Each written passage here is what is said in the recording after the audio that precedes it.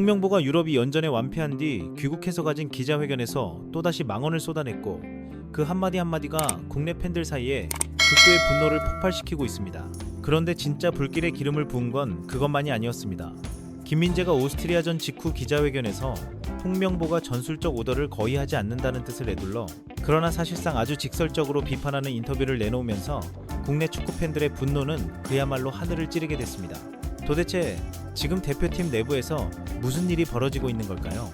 대한민국 대표팀 감독 홍명보는 월드컵을 불과 3개월 앞둔 시점에서 유럽 팀들과 치른 2연전을 모두 패했습니다. 그것도 그냥 진 게 아닙니다. 단 한 골도 넣지 못했습니다.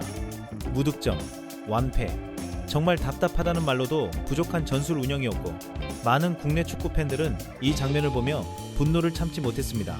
특히 손흥민을 거의 활용하지 못하는 3백 수비 전술을 두고 맹비난이 쏟아졌는데 팬들 입장에서는 당연한 반응이었습니다.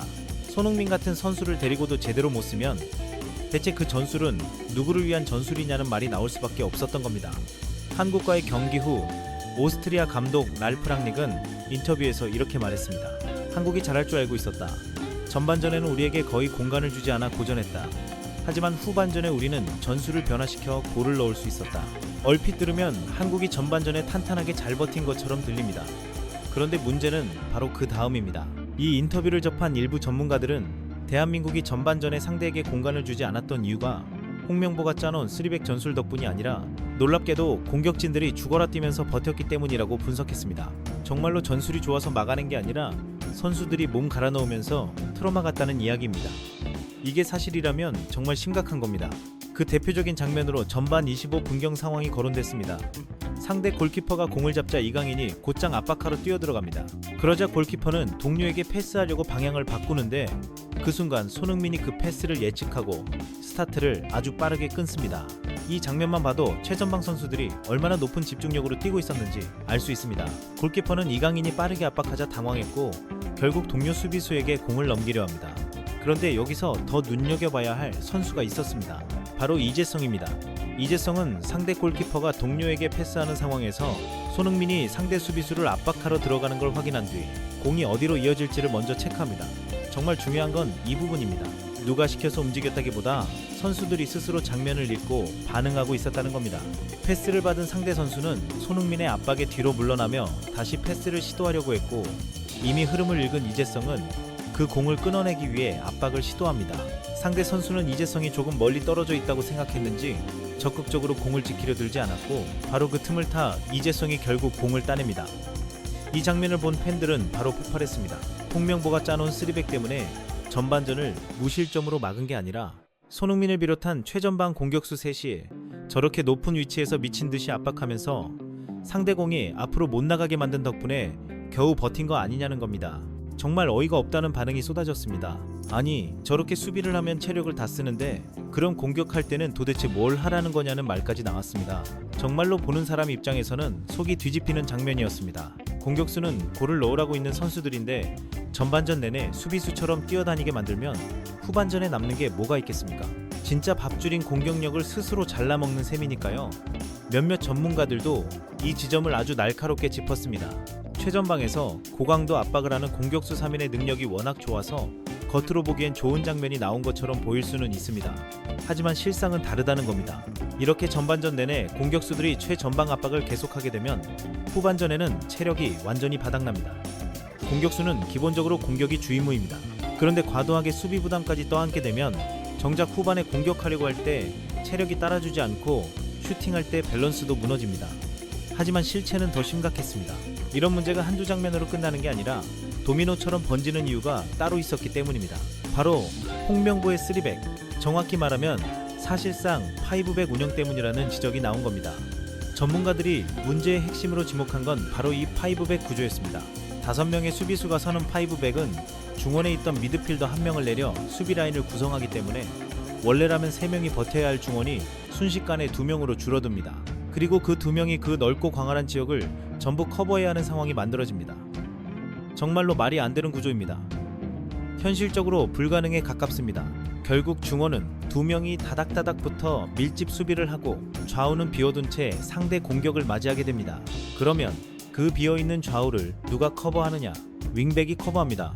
하지만 문제는 여기서 끝이 아닙니다. 윙백 한 명만 벗겨지면 바로 골키퍼와 1대1 상황이 열릴 수 있다는 치명적인 약점이 있다는 겁니다. 그래서 공이 위험지역으로 들어오기 전에 최전방 공격수 3명이 미친 듯이 압박을 하며 상대의 전진 자체를 막으려 드는 것입니다. 다시 말해 수비 전술의 구멍을 공격수들의 체력과 헌신으로 틀어막는 구조라는 얘기입니다. 이건 전술이 아니라 사실상 땜질에 가깝다는 비판이 나오는 이유이기도 합니다. 하지만 상대팀도 바보가 아닙니다. 한국이 양쪽 사이드에 공간이 생긴다는 걸 알면 당연히 그쪽을 공략합니다. 실제로 전문가들은 상대가 이런 식으로 좌우를 계속 파고들었다고 설명했습니다. 바로 그 장면에서 좌측 윙백 이태석이 예측 수비를 하러 뛰어나옵니다. 위험지역으로 공이 투입되면 상대 공격수와 1대1이 되니까 그 상황 자체를 사전에 차단하려고 튀어나오는 겁니다. 그런데 이 움직임은 정말 아슬아슬합니다. 나오는 타이밍이 조금만 늦어도, 아니 조금만 빨라도 대참사가 벌어질 수 있습니다. 이건 안정적인 수비가 아니라 계속 줄타기를 하는 구조에 가깝습니다. 그리고 이런 혼란 속에서 나온 김민재의 경기 후 인터뷰가 팬들을 더 크게 자극했습니다. 김민재는 코트디부아르전과는 달리 1실점으로 버틴 오스트리아전에 대해 이렇게 말했습니다. 첫 번째 경기에서는 조금 선수들도 그렇고 사실 헷갈리는 부분이 많이 있었다. 그런데 오늘 경기에서는 소통도 더 많이 했던 것 같고 선수들끼리도 압박 타이밍이나 이런 것들에 대해서 저번 경기보다는 잘 이야기했다. 또 이전 경기에서 우리가 실망스러운 경기를 했기 때문에 이번 경기에서 조금 더 선수들이 그런 생각을 잘하고 경기에 임한 것 같다고 말했습니다. 겉으로 보면 무난한 인터뷰 같지만 몇몇 전문가들은 여기서 아주 충격적인 포인트를 짚어냈습니다. 김민재의 말을 잘 들어보면 감독과 코치가 자신들에게 어떤 전술적 지시를 했는지에 대한 언급이 거의 없다는 겁니다. 보통 선수들은 감독의 전술적 지시가 분명히 있었고 그것이 효과를 봤다면 이런 자리에서 자연스럽게 언급합니다. 그런데 김민재는 앞선 코트디부아르전에서 선수들이 포지션을 소화하고 위치를 잡는데 혼란스러운 점이 많았다고 말했습니다. 그리고 그 문제를 해결한 방식으로 벤치에 오더를 말한 게 아니라 선수들끼리 압박 타이밍과 위치에 대해 서로 많이 소통했다고 설명했습니다. 이건 그냥 지나칠 말이 아닙니다. 정말로 중요합니다. 하지만 실체는 더 노골적이었습니다. 벤치에서 전술적 지시가 거의 없었고 선수들이 경기장 안에서 서로 회의하고 서로 맞춰가며 스스로 문제를 풀어냈다는 뜻으로도 들릴 수 있기 때문입니다.